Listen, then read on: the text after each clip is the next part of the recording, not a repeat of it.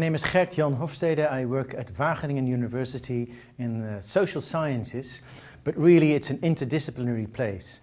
And my research interest, my deepest research interest is in the basics of human sociology in a very ethological way, in the same way that you would study animals. So to give you one example of an issue that is very often studied in animals, for instance also at the university in Groningen, but not so often in humans, dominance between people. Of course, it's a political thing, so it is subject to some taboos, that's what I think. So a model with actual unspoken dominance relationship between human agents, as well as affiliative relationships, without any further content, is actually not really in existence. So that's the kind of thing I would like to add to ongoing activities in agent-based modeling. How did I get involved in agent-based modeling? I had a PhD student who was studying the organization of transactions in food chains and networks. That was popular topic of study, also involving trust issues a bit more than 10 years ago. And I had designed a game for, let's say, 25 participants who create a food chain. I had actually many of those kind of games in that time, sometimes with very big groups.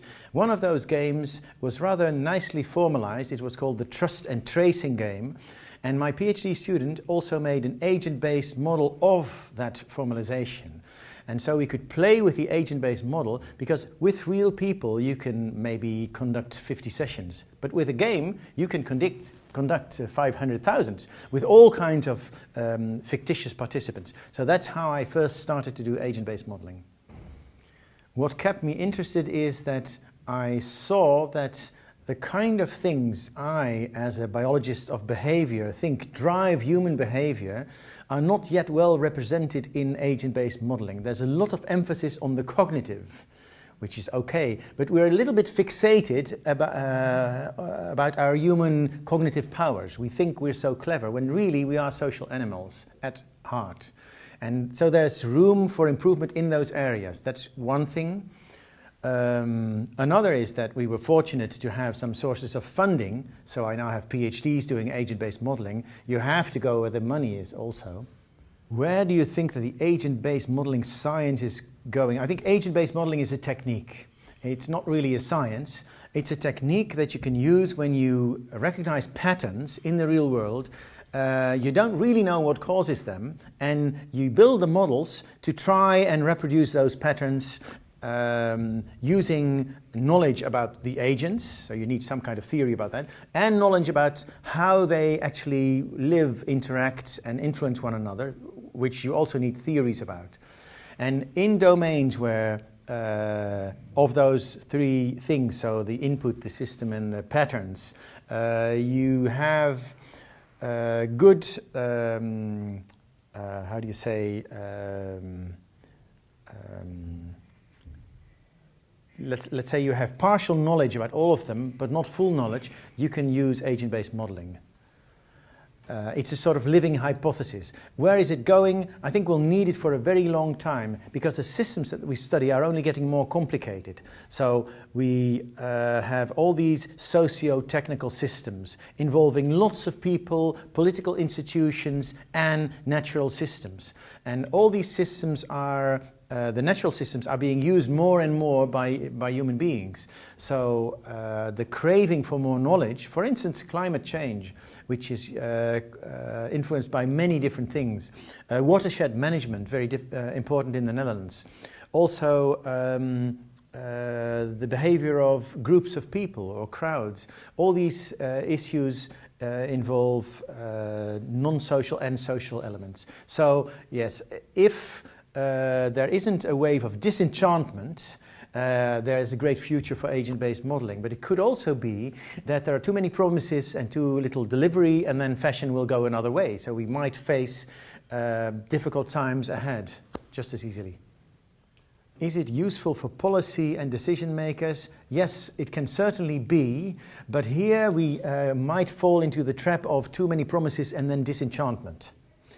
I believe that agent-based modeling is especially useful for showing emergence. So unexpected causation from agents and the mechanism with which they interact to the patterns that surface. I don't think it is very suitable for exact predictions, more for exploration of potential pattern causation.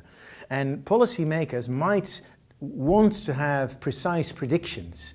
They might therefore like equations that seem to give the outcome. Even if it's economics and you know that economics cannot really predict what really happens, you still see that a lot of that is still being used. When a method, such as agent-based modeling, that admits, we have to build a pretty complex model internally and then we don't know the exact answer, might just not be to the taste of many people because it has too much uncertainty. But I hope that we can actually refute that and go ahead, of course, and go further.